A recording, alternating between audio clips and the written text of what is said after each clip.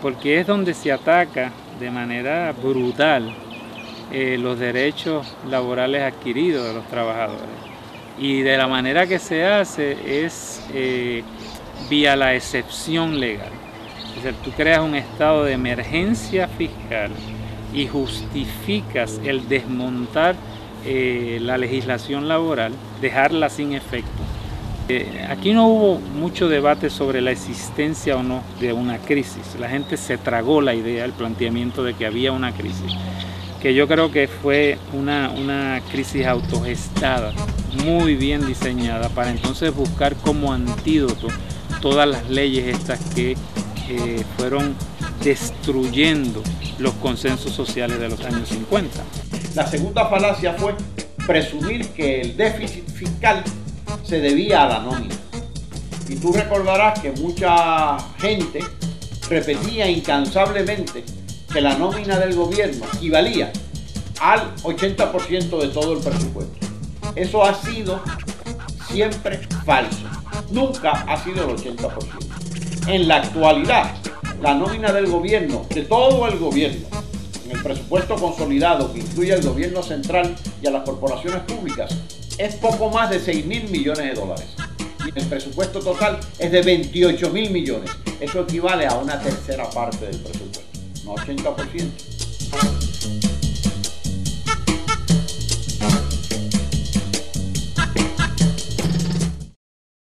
Estuve desde el mayo, desde el 2002, laborando como organizador comunitario en lo que se conocía como la Oficina de Comunidades Especiales. Y fui despedido por el Virtual número 7 en mayo del 2010. En el 2008 yo me enfermé, empecé a tener problemas con un prolapso de la válvula mitral, por la misma tensión, la preocupación, empecé a tener ataques de pánico. Pero eso pues me mantuvo un poquito más firme en el decir, bueno, yo tengo que luchar. Me dejó sin una entrada de dinero, pude coger desempleo, estuve buscando trabajo, pero ya yo para esa época tenía 50 años. Y con 50 años buscar trabajo y en un área, en un país donde hay tanto desempleo y hay tantos jóvenes desempleados, pues yo no era la mejor carta para ninguna empresa. Me senté con mis hijos, les expliqué lo que estaba sucediendo, qué era lo que podía suceder. Los llevé conmigo a muchas de las manifestaciones para que ellos entendieran por qué mamá estaba participando en estas actividades. Y en un momento dado, pues, organizamos un piquete de hijos de personas que estábamos amenazadas de cesantía, hacer un piquete, una marcha, sabiendo que era que su mamá, iba a perder su trabajo, era el sustento mayor en su hogar.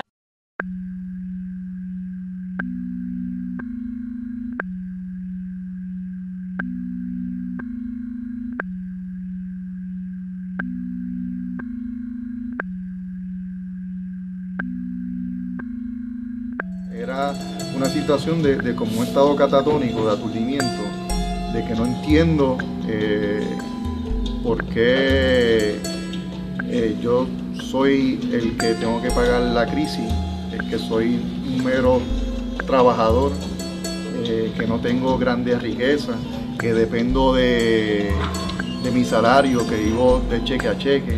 Así que dentro de ese contexto que yo puedo describirte como de desmoralización general de los trabajadores víctimas de la Ley 7, pues una de las razones por las cuales yo decidí hacer la huelga de hambre era para, de cierta forma, hacer visible la decisión de contabilidad.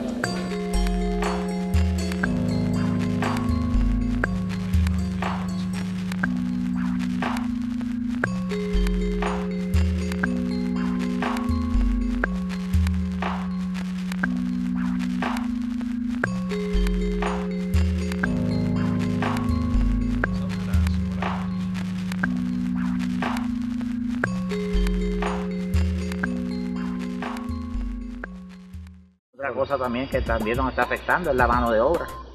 O sea, aquí los gobiernos se han dedicado a darle todo bien fácil a la gente y ya la gente no quiere trabajar. O sea, es mejor negocio para ellos quedarse en la casa y no trabajan. En mi caso personal, a mí me hizo más que un bien, porque literalmente cuando a mí me tocaron estas ayudas, fue en un momento en que si no me llega a pasar esto, yo me hubiera quedado literalmente en la calle. Pierre Caban acaba de cumplir 40 años. Tiene 2 hijos adolescentes a quienes les pasa una pensión. Actualmente vive en un apartamento relativamente pequeño en el barrio Caimito en Río Piedras, el cual está financiado por el Sistema de Vivienda Federal, mejor conocido como Plan 8. Yo pienso que si es cuestión de ayudar a las personas, ayudarlas a progresar, está muy bien. Pero si yo busco un trabajo y este trabajo me paga el mínimo federal que hay ahora mismo, no me da básicamente para vivir, y porque estoy trabajando tú me vas a quitar el beneficio de ayudarme con la renta de la casa, pues entonces no me está ayudando a progresar nada, porque el dinero que me voy a ganar no voy a poder lograr nunca juntar para un pronto de una casa propia que yo pueda seguir pagando. Por años, los políticos de los principales partidos, el PNP, Partido Nuevo Progresista, y el PPD, Partido Popular Democrático, han utilizado el mantengo puertorriqueño como instrumento político para adquirir votos. Somos gente buena, con fuerza para cambiar las cosas, y podemos. Mi visión de lo que puede ser... En vez de fomentar oportunidades de empleo, crear programas de trascendencia, desarrollar estrategias de motivación y de crecimiento intelectual, estos políticos de carrera se dedican a comprar votos a través de los ofrecimientos con más beneficios e incentivos dentro de las comunidades específicas. Yo siempre con mis estudiantes, cuando hablamos de este tema, ¿verdad? Y rápido, el estigma es hacia las personas que sufren, ¿no? El pobre es vago, el pobre es lo que llamamos el blame the victim approach. Criminalizar a la víctima. Cuando vemos eso, pues yo siempre le presento una ecuación matemática bien sencilla. Yo le digo, pon en un hogar de una familia de padre y madre con 2 hijos y ponga a uno de esos miembros a ganar un sueldo mínimo. Y de ese sueldo mínimo tener que pagar sus gastos. Y sencillamente la respuesta es que es insostenible. Entonces tú llegas a un país en donde es un negocio no trabajar. Cuando las personas llevan mucho tiempo sin trabajar, psicológicamente comienza un deterioro a nivel inconsciente. Los valores se disuelven poco a poco y de esta forma también el deseo a la superación. Esto les lleva a un círculo vicioso donde se fomenta la desinformación. Luego llega la insatisfacción, depresión y la necesidad de buscar un sustituto al vacío interno que se intenta llenar con posesiones materiales, alcohol y drogas. Cuando el ser humano llega a esos niveles, por la necesidad, falta de educación, marginación y la carencia de amor en su vida, el resultado final es una persona amargada, con autoestima baja, con complejos, enojada con la vida, sin valores ni respeto por la propiedad ajena, ni por el trabajo, ni por la vida. ¿Cómo podemos pretender que alguien que no se aprecia a sí mismo tenga algo de empatía por los demás? ¿Cómo podemos pretender que alguien que el sistema lo ha manipulado respete lo que no es suyo? ¿Cómo podemos pretender que alguien falto de amor entienda el daño que puede causar a otros? Y nos atrevemos a preguntar, ¿qué nos pasa a Puerto Rico?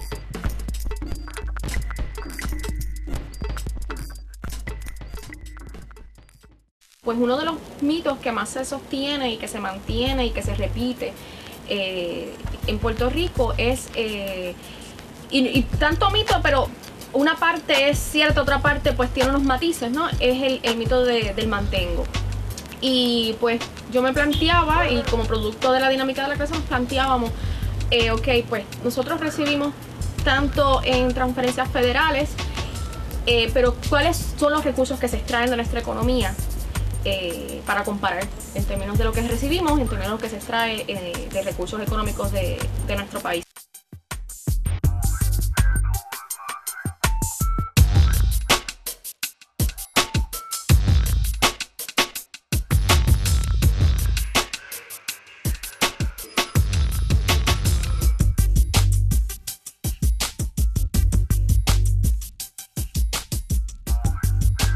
En Puerto Rico, las transferencias federales que se reciben de 3 vías. Las que recibe el gobierno, que pueden fluctuar entre 2, 5, 6 mil millones de dólares dependiendo del año, dependiendo de cuál sea la aprobación de gastos discrecionales en el Congreso.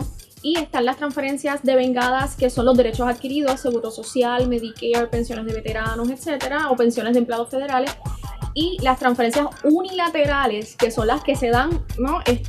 Para ciertos sectores de la sociedad para mantener unos niveles de consumo, que son las famosas asistencia nutricional, los cupones, el WIC, que es lo que la gente piensa que se recibe únicamente y que el puertorriqueño promedio que las recibe pues vive cómodamente de ellas.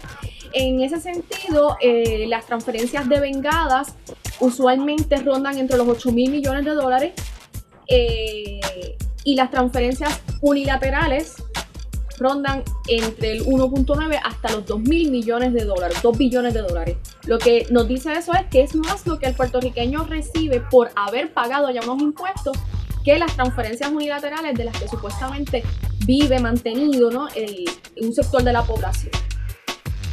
Pues en resumidas cuentas, si sumamos 22, 25 mil millones de dólares en importaciones, 34 a 35 mil millones de dólares en ganancias de capital o los rendimientos de capital y 1.5 billones de dólares aproximadamente en gastos de cabotaje, estamos hablando de un total de 58 mil millones de dólares, a los cuales entonces yo tengo que comparar, si eso es lo que los puertorriqueños gastamos, pues yo tengo que entonces compararlo con lo que supuestamente me mantiene, que son las transferencias federales. Eso nos debe sumar entre 13 a 16 mil millones de dólares. Como vemos, 13 menos 58 nos deja a nosotros un escape neto a la economía norteamericana de unos 44 o 45 mil millones de dólares en promedio.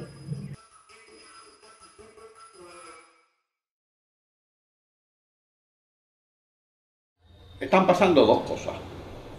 Una, podríamos describirla de manera genérica como estancamiento económico. Es más que estancamiento porque ha habido una contracción alrededor de un 12% del ingreso nacional bruto de los puertorriqueños durante los últimos 5 o 6 años, comenzando en marzo del 2006 por lo menos como fecha oficial. La otra, que acompaña a ese estancamiento económico, es una profunda, casi indescriptible descomposición social, que se expresa no únicamente en desempleo, en pobreza, en desigualdad de la distribución del ingreso, sino que tiene expresiones más grotescas, más crudas, como la criminalidad.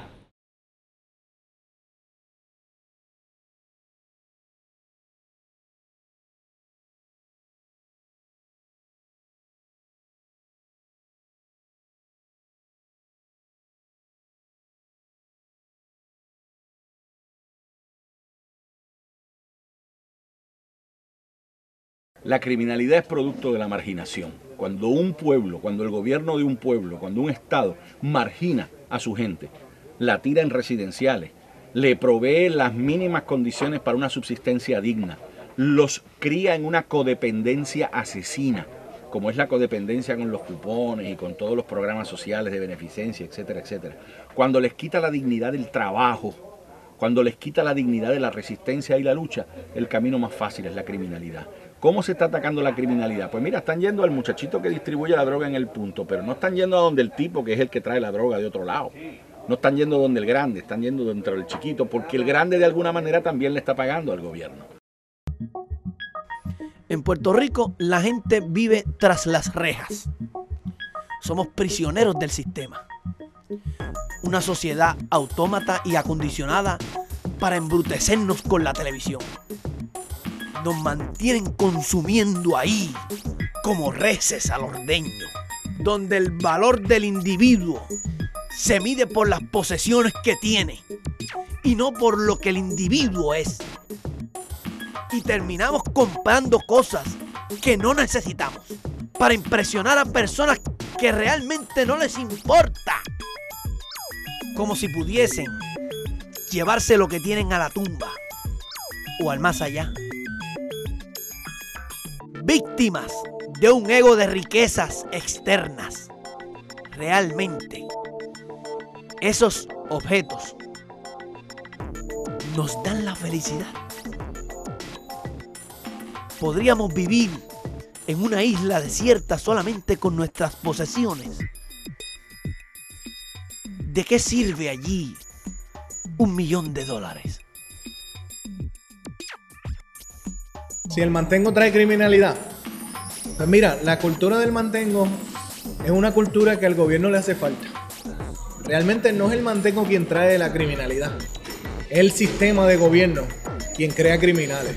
Ellos necesitan la pobreza, y como ellos necesitan la pobreza, ellos han creado esta cultura del mantengo para ellos poder subsistir y para ellos mantener sus riquezas. Es como si tuvieran a un perrito que le dieran migajas y con sus migajas lo mantuvieran contento. Como una olla de presión, todos necesitamos una válvula de escape para liberar el exceso de vapor.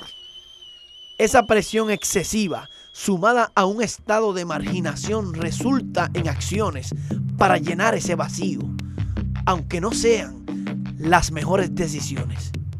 Muchos recurren al alcohol, a las drogas, al maltrato conyugal, al robo y en algunos casos al asesinato.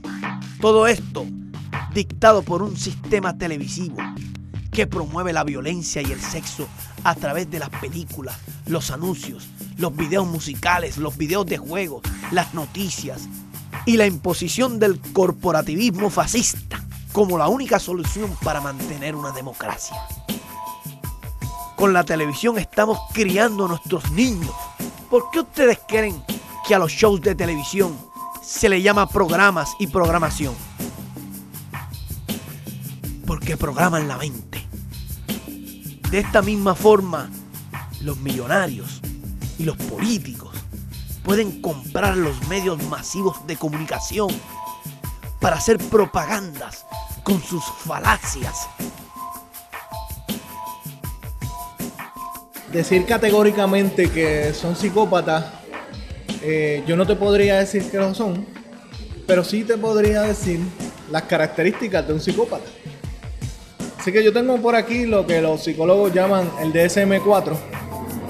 Y dice aquí que una de las características es que quebrantan la ley constantemente, descuidan su propia seguridad y la de los demás, que es ser capaz de ser jovial y encantador.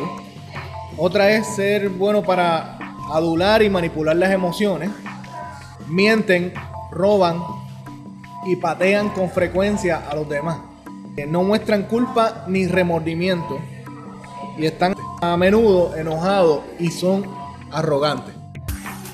Si usted ve alguna de estas características en alguno de nuestros políticos, puede ser que esté dentro de esta categoría que el DSM-4 dice que son personas antisociales y antes le llamaba psicópatas.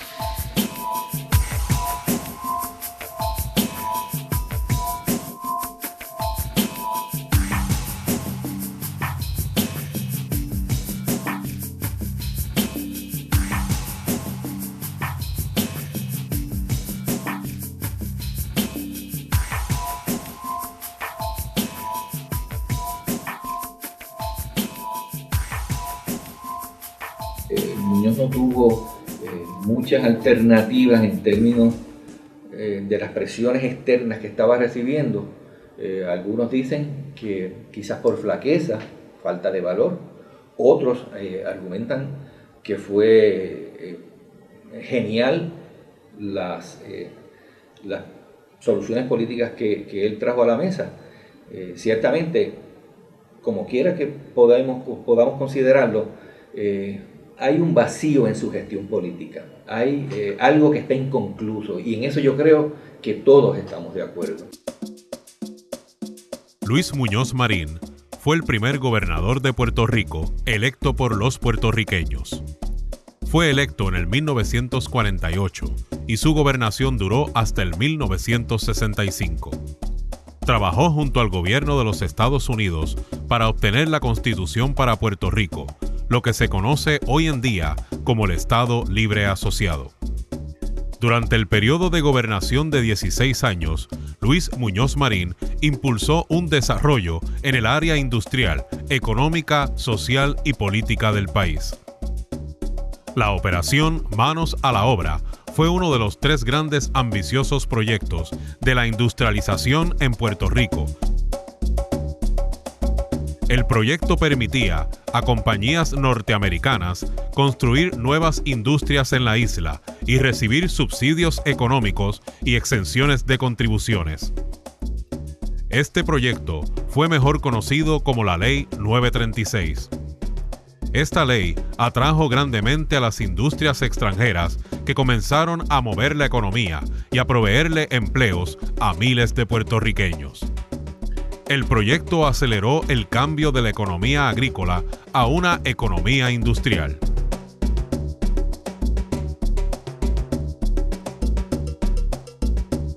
Bajo la administración de Luis Muñoz Marín, no todo fue pan, tierra y libertad. Al ceder a presiones de los cabilderos de las compañías fabricantes de autos, el gobernador vende el tren que viajaba por toda la isla, destruyendo así la transportación pública del país. Al aceptar la colonia para Puerto Rico, el gobernador cede las islas de Vieques y Culebra para que la Marina de los Estados Unidos efectuara sus prácticas bélicas, utilizando misiles con uranio y otros componentes radioactivos a menos de 5 millas de una población civil. Esto aumentó la incidencia de cáncer a un 25% más que el resto de la isla. En el 1952 comienza la experimentación de las pastillas anticonceptivas con mujeres pobres que vivían en residenciales públicos sin su consentimiento. Por más de 20 años, el gobernador de Puerto Rico, Luis Muñoz Marín, permitió la experimentación de tratamientos para el cáncer con pacientes del Hospital Presbiteriano y con presos de las cárceles, bajo la disposición del genocida Dr. Cornelius Rhoads.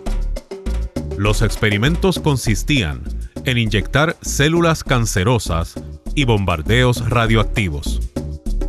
El Dr. Cornelius Rhoads fue también sospechoso del asesinato del líder nacionalista, Dr. Pedro Albizu Campos. El Estado Libre Asociado es y será un Estado colonial temporero que se ha quedado estancado por muchas décadas. La industrialización atrajo a muchas familias del campo a vivir a la ciudad y recibir ayudas federales. Pero al no legislar programas de trascendencia, el país se ha estancado en un deterioro de valores sociales, familiares y humanos. Si vamos entonces al plano económico, a pesar de que Muñoz tuvo un éxito desde el punto de vista económico, vemos que esa fórmula pues ya se agotó. Y se agotó precisamente porque para poder desarrollarnos pues hay que tener unos poderes para nosotros poder así hacerlo. Y tenemos que desarrollar una base económica propia del país. El caos que estamos viviendo es el producto diseñado por un sistema creado con falacias. El caos es la base, es lo que sostiene esta falsa realidad que se nos ha impuesto. Como pueden ver en esta gráfica, la base de la pirámide representa el caos, criminalidad, robos, violencia, drogas, pobreza, hambre, ignorancia, etc. La siguiente sección de la pirámide representa el poder judicial. Como pueden ver, El caos es lo que sostiene lo jurídico. Por lo tanto, no habría necesidad de un sistema judicial sin caos. De esta manera, la política es sostenida por lo jurídico y la misma sostiene la corporatocracia, que es el verdadero poder detrás de los políticos. Vivimos en una era en la cual la cámara de un satélite puede leer la hora de un reloj de muñeca, donde las cámaras infrarrojas pueden ver a través de las paredes en edificios y residencias, radares que pueden identificar cualquier clase de vehículo, la tecnología HAARP, que puede ver por debajo de la tierra y que puede escuchar una conversación a millas de distancia. Entonces, ¿nos quieren hacer creer que no pueden detectar la entrada de drogas a la isla?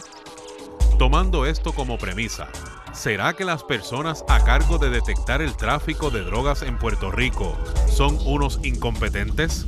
¿O es que algunos políticos y millonarios del país controlan el tráfico de drogas? Crea usted lo que quiera creer. No hay duda que la falacia del caos sostiene el status quo a nivel mundial.